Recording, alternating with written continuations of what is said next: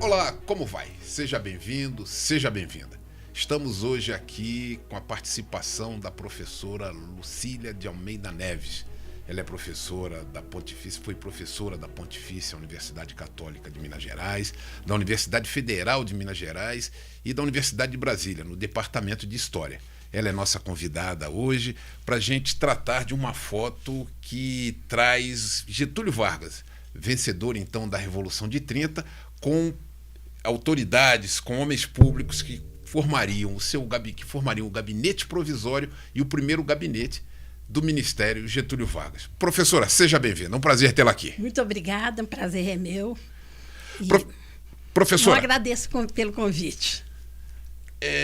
Getúlio Vargas, então, ladeado por Isaías Noronha, que foi ministro da Marinha nesse governo provisório, José Américo de Almeida, Afrânio de Melo Franco, ministro das Relações Exteriores, Getúlio Vargas, Assis Brasil, à esquerda de Getúlio, depois Francisco Campos, conhecido como Chico Ciência, Lindolfo Collor, avô de Fernando Collor, primeiro-ministro de Trabalho, e José Fernandes, o general que ficou então à frente da pasta da guerra, como era chamado Ministério da Guerra. Ministério da Guerra, como era chamado então o Ministério do Exército à época.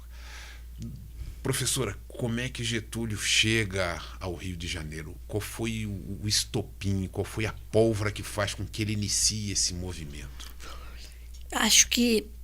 Eu penso, né, que o que levou Getúlio Vargas a encabeçar um movimento que mudou os rumos da política do Brasil de uma certa forma. Mas foi uma troca de oligarquias e de poder e de orientação. Getúlio Vargas, ele tinha uma fundamentação teórica positivista e ele tinha uma concepção de governo que ele vai aplicar depois de empossado, que era uma concepção estatista, desenvolvimentista e centralizadora. Ele não apostava no liberalismo nem no federalismo. Mas o que aconteceu foi que, desde a proclamação da República, já havia acontecendo um conflito entre políticos de uma tendência mais liberal e políticos de uma tendência que a gente poderia dizer mais estatizante, mais nacionalista. E como a República Velha baseou-se, nem falamos mais República Velha, a Primeira República, baseou-se numa estrutura de poder criada no governo do Campos Salles. O que aconteceu? Essa estrutura do poder, que era chamada política dos coronéis ou a política dos governadores, era a política dos governadores e dos coronéis.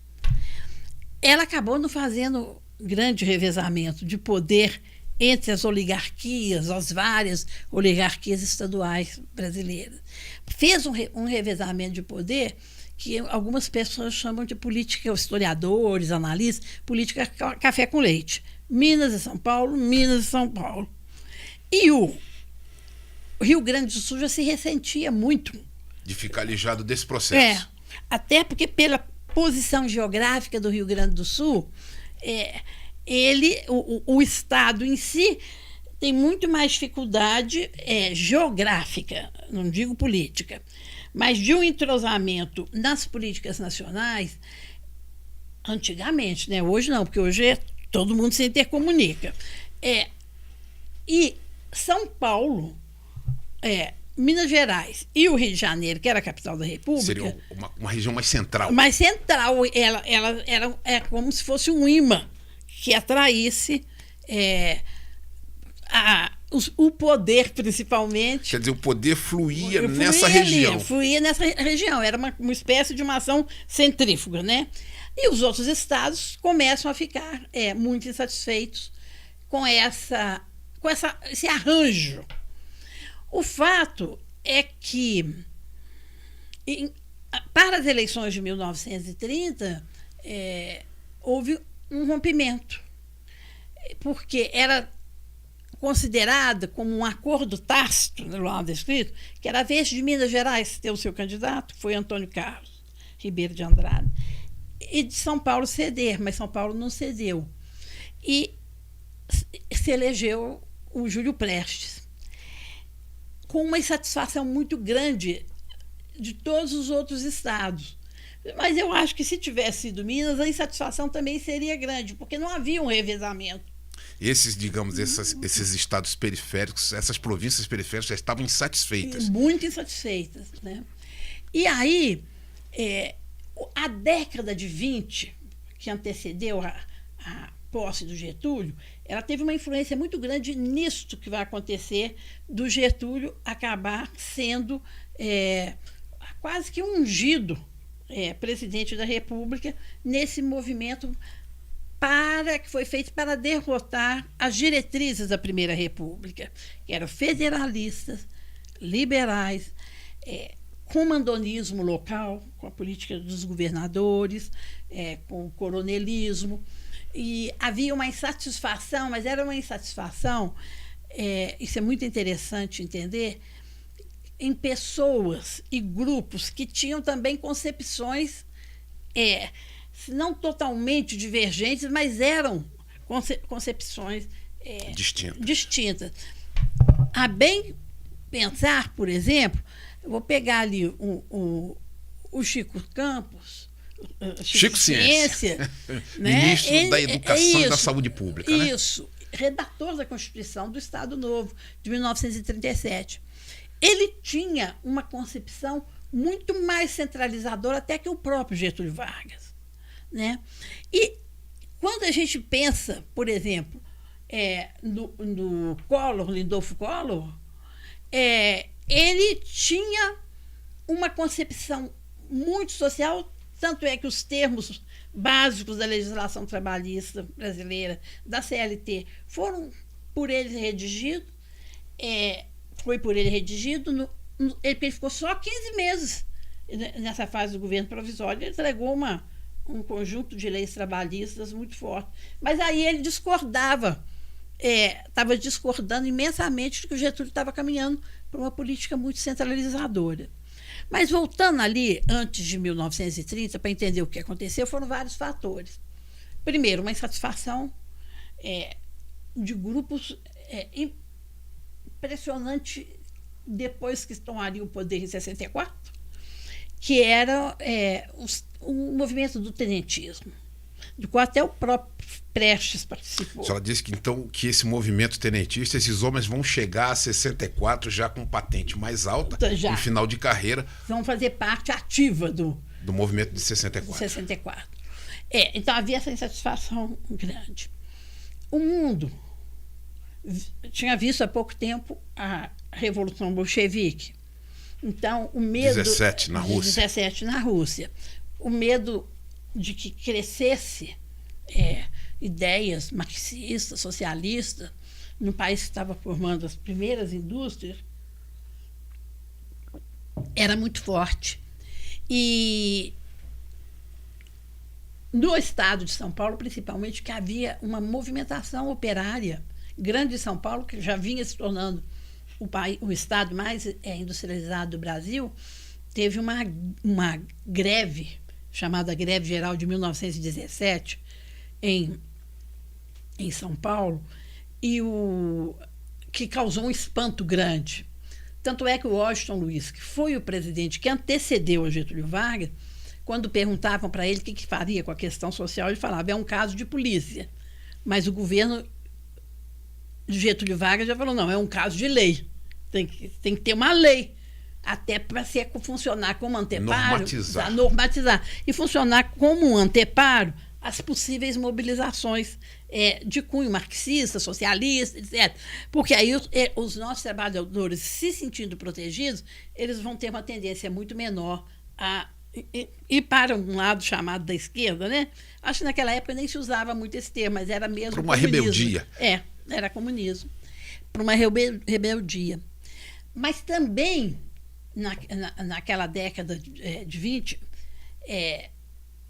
o mundo estava passando por uma crise econômica que culminou com a crise de 1929, na véspera da eleição. O craque da Bolsa. O craque da Bolsa, etc. Então, houve a Grande Depressão, né, que favoreceu a chegada ao poder de muitos ditadores, como o próprio Hitler na Alemanha, o Mussolini na Itália.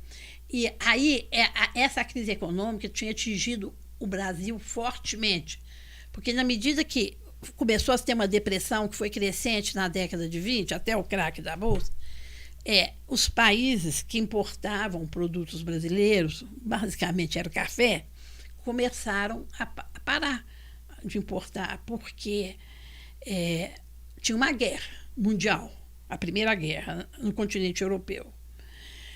Os Estados Unidos entraram um pouco mais tardiamente, mas também entraram na guerra. E no momento de guerra, e nem em um outro momento, café é produto de primeira necessidade. Mas era a única coisa que a gente tinha para exportar. Era o forte da economia brasileira. Era o forte da economia, era uma economia de monocultura, né? E aí o que aconteceu? A crise atingiu a produção cafeeira fortemente. Até tem a famosa queima de café. O estoque de café nacional. Lá no Porto de Santos. Então havia uma crise econômica também, que precisava ser resolvida.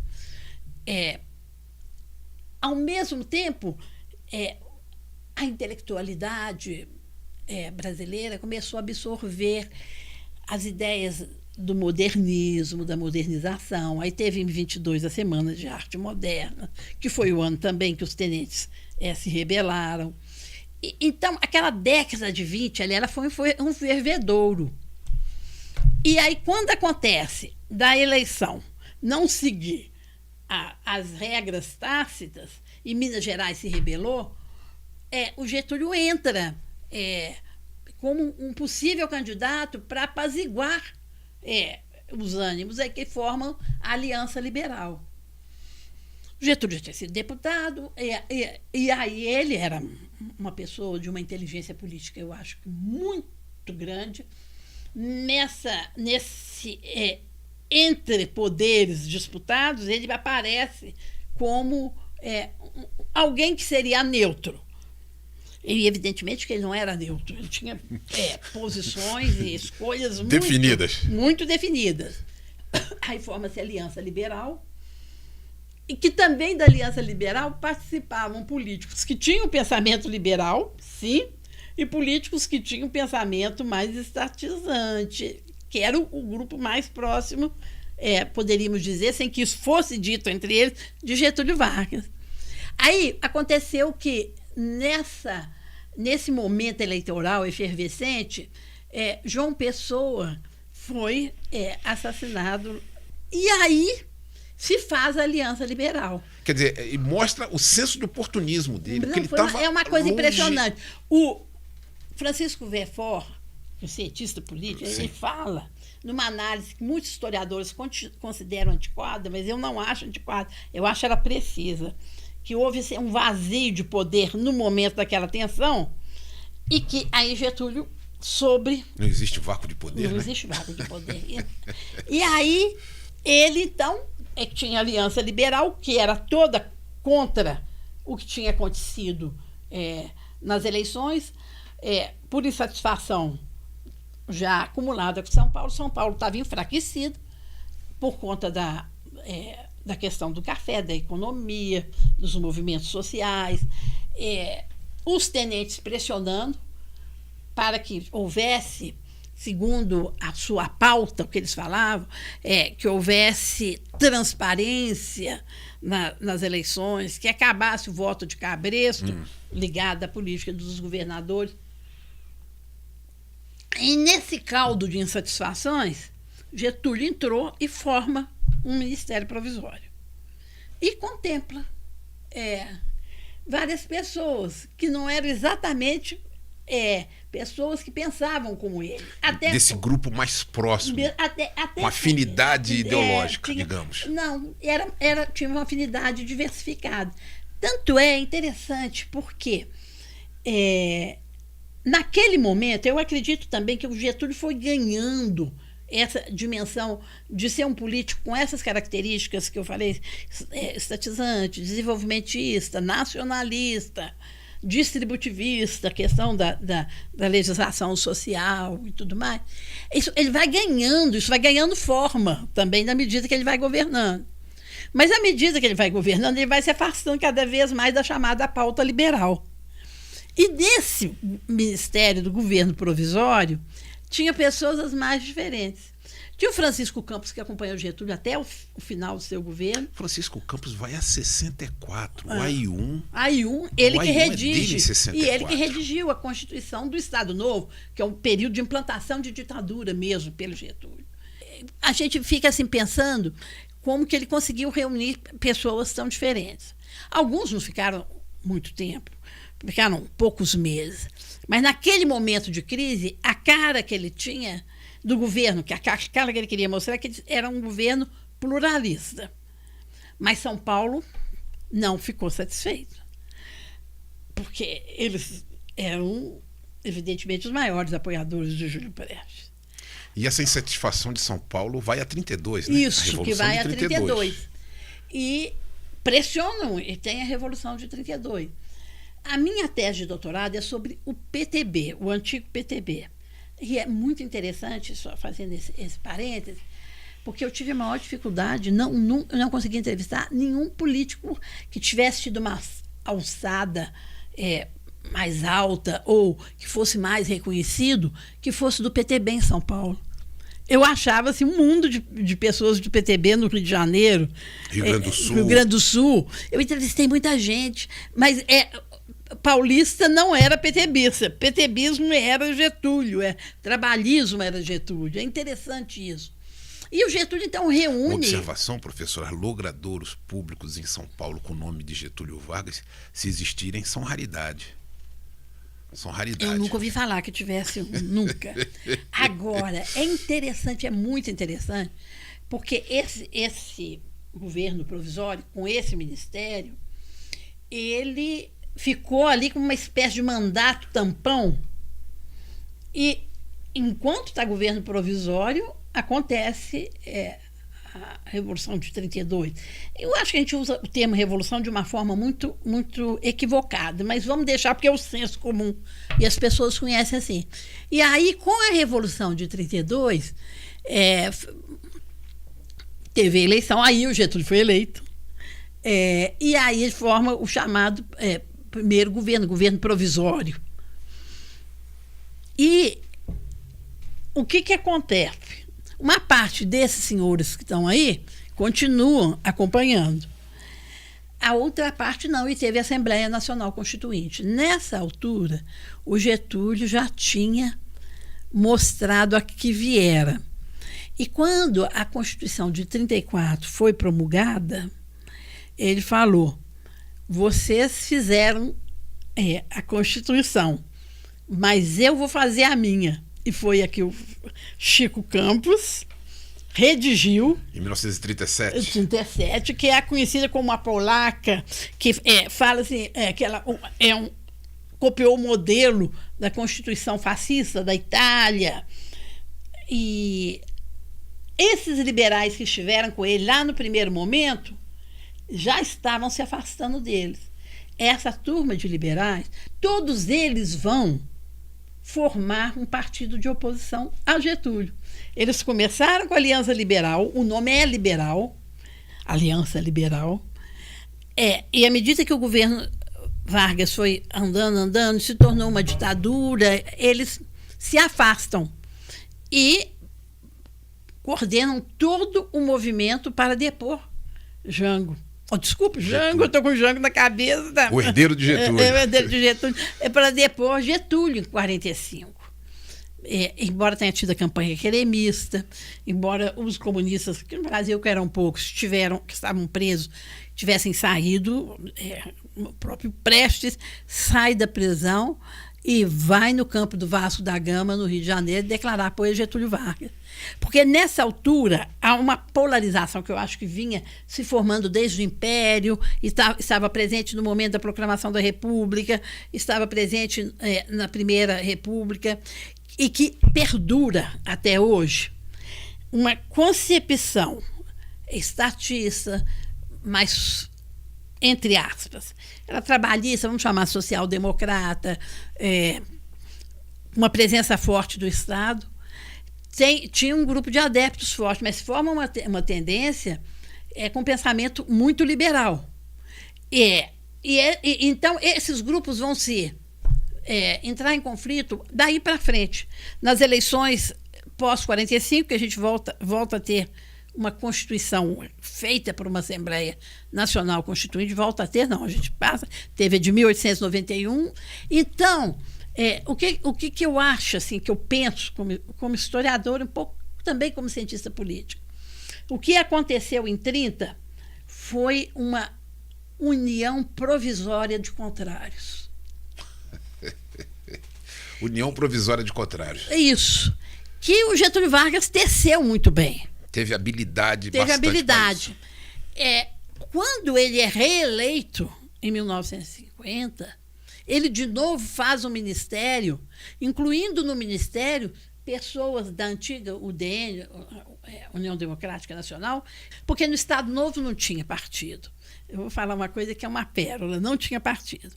Quando o Getúlio percebeu que a balança no mundo vinha mudando, né? Até porque terminou a Segunda Guerra, houve o papel importantíssimo da União Soviética, mas terminada a guerra, aí já era uma questão de barrar a vinda do socialismo e do comunismo para o mundo ocidental.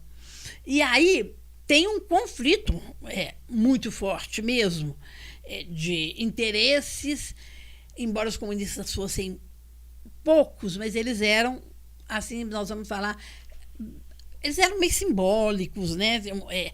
A presença era mais simbólica, mas esse simbolismo o mundo ocidental não queria. E, no ponto de vista da geopolítica, o Brasil estava na órbita de influência dos Estados Unidos. Feita o movimento de preparação para o que seria a redemocratização, que o próprio Getúlio encabeçou, em razão de tentar perceber, pelo fato de estar percebendo que ele não sobreviveria com aquele modelo altamente centralizado, etc., no Estado Novo, com a derrota dos países do eixo, a Alemanha, a Itália. O que acontece? O Getúlio tenta ver se consegue fazer uma transição pelo alto. Então, ele antecipa a abertura para se ter partidos políticos, mas ele já estava sofrendo oposição. O Manifesto dos Mineiros teve como um dos signatários, um dos mais importantes signatários, Zé Américo, reconhecido como intelectual, como escritor, né, vindo da Paraíba. Ele tinha ele era uma referência, nós poderíamos dizer, política e uma referência literária. E aí, então, por exemplo, ele, o Afrânio de Melo Franco, filho do Afrânio de Melo Franco, não próprio, esse pessoal se organiza e lança o Manifesto dos Mineiros, que já demonstrava a insatisfação. E aí, com o governo ditatorial de Vargas. E o José Américo dá uma entrevista que ficou famosíssima, criticando profundamente o governo Vargas e criticando a centralização, a ditadura, a censura, a ação do Departamento de Imprensa e Propaganda, a prisão dos adversários. políticos de Getúlio Vargas, então faz uma crítica forte à ditadura. Esse modelo tinha sido derrotado na guerra. Então, criticando a atuação de Filinto Miller. Filinto Miller, né? Toda ditadura que era o tem, responsável pela polícia de Getúlio polícia, Vargas. E toda ditadura a gente sabe que os métodos que são usados contra os opositores normalmente são muito fortes. Aí o Getúlio tentou se antecipar um pouco ao que ia acontecer, que era a queda dele. E ele nomeou o ministro da Justiça para poder coordenar o processo de transição. E aí, sendo entrevistado, o ministro da Justiça respondeu. O pessoal falou assim, mas ministro, o senhor vai criar partidos políticos, deu prazo para ter formação dos partidos políticos, aí vai ter uma Assembleia Nacional Constituinte, mas o senhor teve com o presidente esse tempo todo? Aí ele responde, meu filho, para o jornalista, né? Ditadura é muito bom quando somos martelo e é péssima quando somos o prego. Professora, nós vamos continuar essa história no outro programa. Tá. Porque uma verdadeira aula de Revolução de 30, uma verdadeira aula de Getúlio e de política brasileira no amplo sentido. Nós estivemos aqui então com a professora Lucília de Almeida Neves, que nos falou de Revolução de 30, tratando dessa foto em que Getúlio Vargas aparece vitorioso no movimento revolucionário, junto com um gabinete provisório e com alguns daqueles que vão formar o seu primeiro gabinete. Professora, eu queria agradecer a sua presença e convidá-la para uma próxima oportunidade. Eu virei. Eu prometo que você é mais sucinta. Que isso. Continue dessa maneira, muito boa, foi uma verdadeira aula. Agradecemos a sua companhia. Muito obrigado.